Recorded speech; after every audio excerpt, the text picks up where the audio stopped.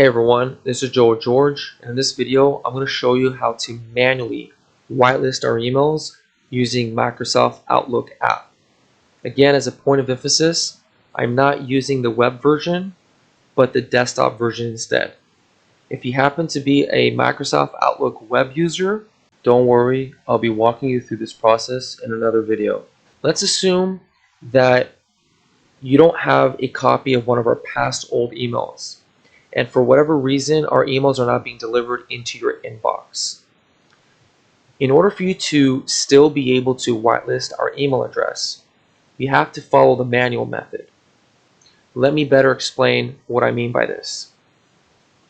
Let's pretend that I never received this email from Cubitize. In order for me to whitelist Cubitize email address, I need to do two important things. The first thing that I need to do is I need to add the email address in Microsoft Outlook's Saved Senders list.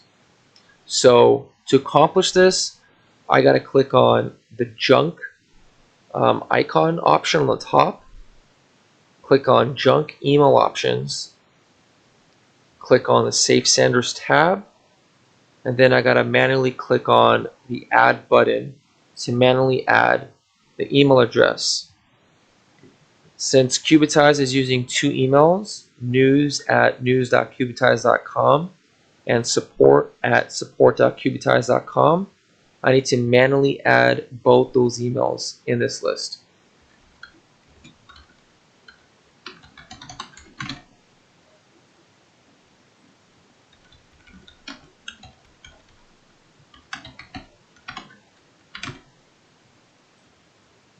Once I'm done with that, I'm going to click apply and then OK. That takes care of the first open item. The second open item is we need to add both those emails into our contacts book. Okay, so we're going to click on the people tab on the bottom. We're going to click on new contact. We're going to give this contact a name and call it Cubitize News. Then we're going to type the email address. Okay, once you're done, click save and close. Right, we're going to go ahead and do this now for the support email. Cubitize support for the name,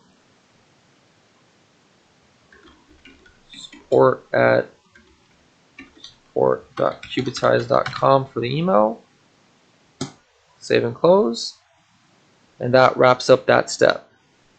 So that's how you manually whitelist both our email addresses if you don't have one of our past emails that you can reference to. Okay. With that being said, I hope this video was insightful, and wherever you are in this world, may you have a blessed and fruitful day.